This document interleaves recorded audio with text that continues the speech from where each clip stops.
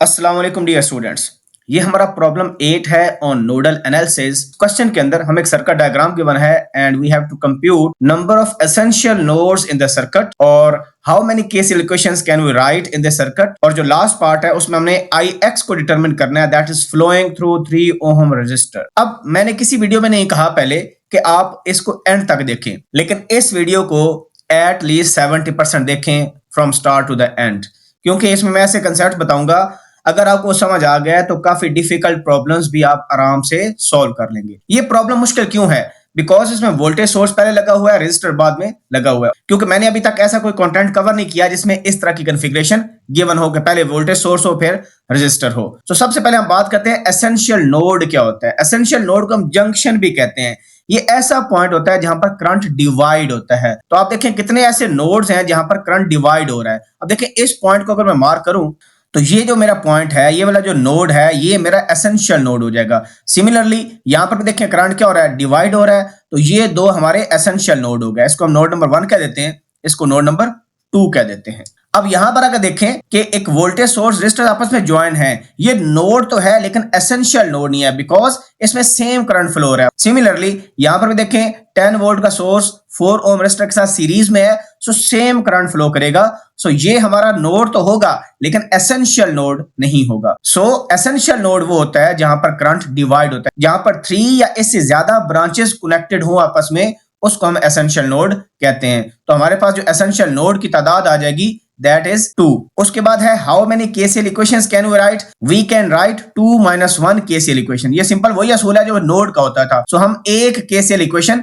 लिख सकते हैं बिकॉज हमारे पास दो एसेंशियल नोड्स हैं। सो एक केसीएल इक्वेशन ही पॉसिबल होगी। अब लास्ट पार्ट में है determine IX in the circuit using nodal analysis. अब ये सबसे इंपॉर्टेंट पार्ट है। इस सर्किट को अगर हम रीड्रा करें तो फिर वो बहुत आसान हो जाएगा। फॉर एग्जांपल यहां पर आप देखें, अगर पहले आपके पास 4 ओम रजिस्टर आ गया, फिर आपके पास सोर्स आ गया, अब इस सर्किट को आप इजीली सॉल्व कर सकते हैं। वो कैसे? तो देखें ये जो एसेंशियल नोड, इसको हम ग्राउंड नोड मार्क कर लेते हैं और इसकी वोल्टेज 0 वोल्ट है। सो हमारे पास ये वाला जो टर्मिनल है ये 0 वोल्ट पर है।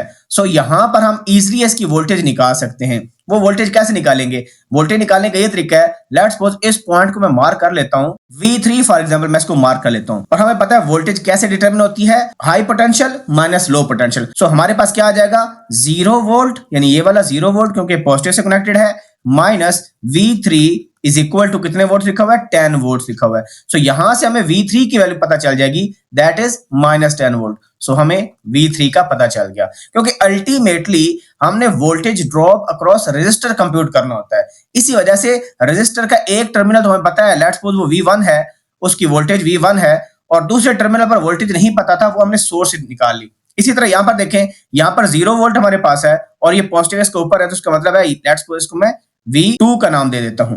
क्योंकि V2 पॉजिटिव है तो हम क्या लिखेंगे V2 - 0 is equal to 42। So V2 की डायरेक्टली वैल्यू आ गई 42 वोल्ट्स, यानी जो सोर्स की वोल्टेज है सेम इधर आ गई, क्योंकि यहां पर नेगेटिव टर्मिनल पहले था, इसी वजह से आप देख रहे हैं -10 वोल्ट है। अब आपने सिंपल केसीएल अप्लाई करना है, V1 - 42 डिवाइडेड बाय 6, यानी मैं यहां पर लिख दूं V1 - 42 डिवाइडेड बाय 6 प्लस ये जो करंट लीव हो रहा है ये क्या हो रहा है V1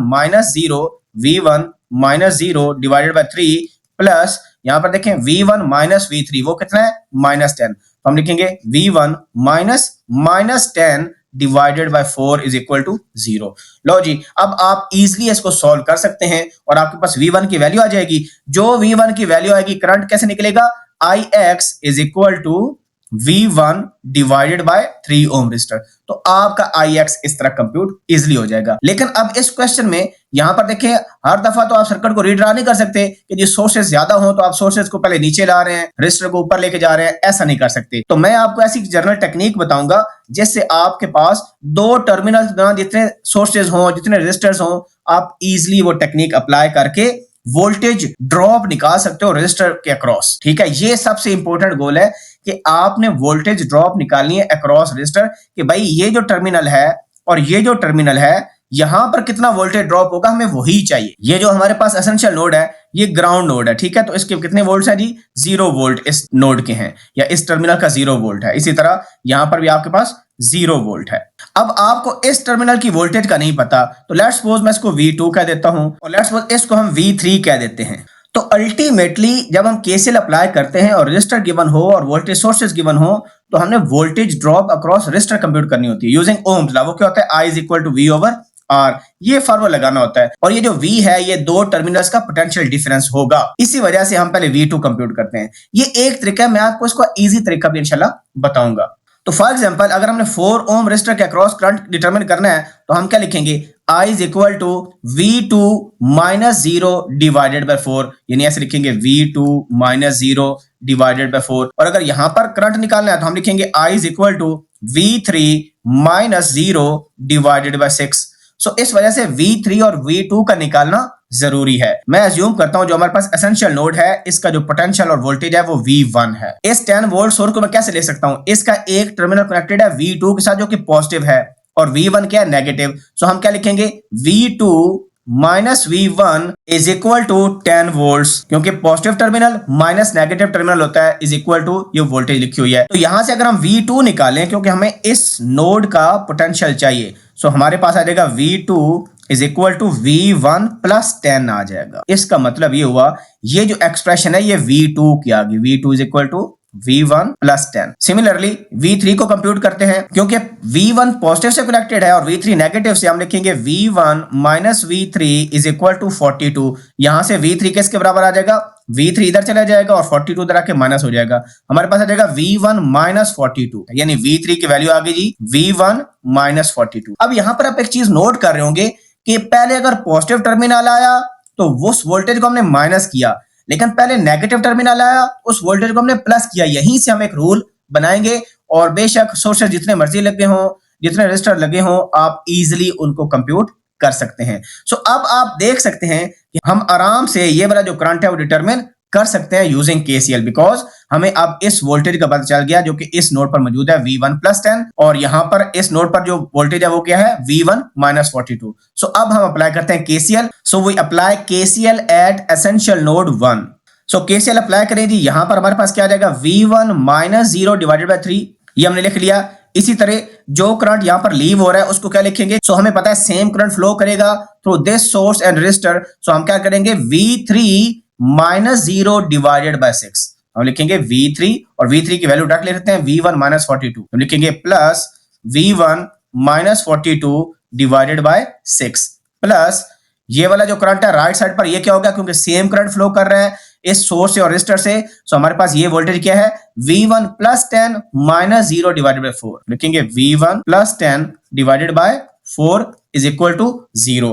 अब इस इक्वेशन को और जो इक्वेशन हमने यहां पर निकाली थी आप चेक कर ले, एग्जैक्टली सेम है। देखें V1 माइनस 42 ओवर 6, ये देखें क्या है जी, V1 माइनस 42 ओवर 6 और V1 प्लस 10 ओवर 4, ये देखें V1 प्लस 10 ओवर 4 और V1 ओवर 3, V1 ओवर 3।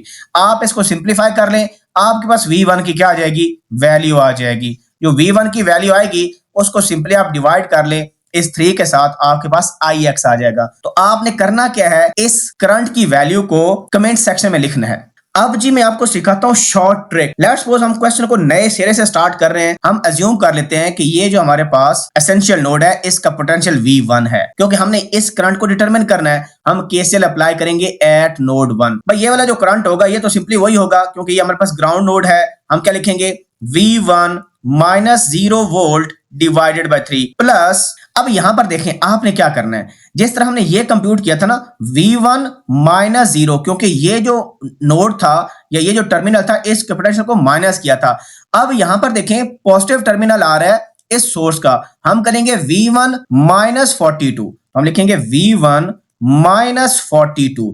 ये माइनस क्यों लगाया, क्योंकि यहाँ पर पॉजिटिव टर्मिनल हमारे पास है, इस वजह से हमने वोल्टेज का डिफरेंस उसी तरह करना है जिस तरह हमने किया।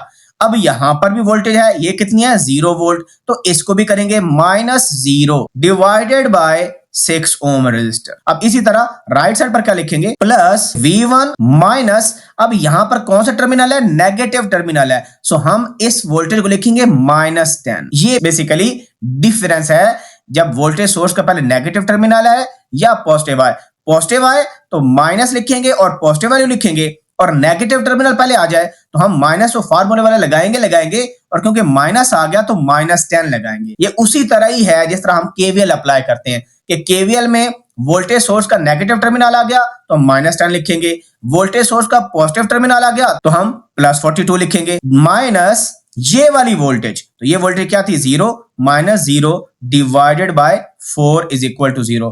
अब आप इसको कंफर्म कर लें क्योंकि 0 तो फर्क नहीं पड़ता, एग्जैक्टली सेम इक्वेशन है जो ऊपर हमने डिटरमिन किया है। अब यहां पर एंड पर मैं आपको जनरल असूल बताता हूं। ये हमारे पास नोड है जनाब और ये रजिस्टर हमारे पास है और यहां पर एक सोर्स लगा हुआ है प्लस माइनस और यहां पर दूसरा नोड है, क्योंकि जरूरी नहीं है कि एक नोड ग्राउंड हो, आपके पास ऐसा भी हो सकता है या आपके पास V1 है या आपके पास V2 है, लेकिन V2 की वैल्यू आपको नहीं पता। लेट्स सपोज एक रजिस्टर आपके पास 6 ओम का रजिस्टर है और ये जो आपके पास है 42 वोल्ट्स का वोल्टेज सोर्स है। हमने केसीएल लगाना है एट नोड 1, यहां पर हमने केसीएल अप्लाई करना है। सो केसीएल हम कैसे अप्लाई करेंगे, रूल क्या बताया, V1 लिखेंगे माइनस, अब देखिए ये पॉजिटिव टर्मिनल है तो हमने +42 लिखना है, 42 और इसको क्या करेंगे -V2, वोल्टेज को माइनस करना है सिंपल, डिवाइडेड बाय 6 लिख लेंगे। ये हमारे पास करंट आ जाएगा जो कि ऐसे फ्लो करेगा। अब लेट्स सपोज मैं इसको चेंज करके एक और बनाता हूं, तो हम लिखेंगे V1 माइनस, अब नेगेटिव टर्मिनल आ गया तो हम लिखेंगे -10 और माइनस ये V2 डिवाइडेड बाय 4। तो ये जी करंट हमारे पास आ गया जो कि नोड 1 से जा रहा है नोड 2 की तरफ। यहां पर जितने वोल्टेज सोर्स आपने लगाने हैं लगा लें, ठीक है, आप इसी तरह कर सकते हैं। लेट्स सपोज मैं यहां पर बनाता हूं। सो हम केसीएल कैसे लगाएंगे, नोड 1 पर केसीएल लगाना है जी, यहां पर तो केसीएल लगाएं, करंट ऐसे जाएगा, हम क्या लिखेंगे I is equal to V1 minus, क्योंकि नेगेटिव टर्मिनल है लिखेंगे -10। अब देखें ये कौन सा टर्मिनल है, पहले वोल्टेज लिख लेते हैं, ये कौन सा टर्मिनल है, पॉजिटिव है, हम लिखेंगे -20 माइनस V2 डिवाइडेड बाय, अब दोनों रेजिस्टर सीरीज में लगे हुए हैं और हमें पता है सीरीज में सेम करंट गुजरता है, 4 + 2 कितना हो जाएगा 6, ये आपके पास क्या आ जाएगी इक्वेशन। इसको सिंपलीफाई कर लेंगे तो I इज इक्वल टू क्या आ जाएगा V1, ये +10 -20, सो -10 माइनस V2 डिवाइडेड बाय 6।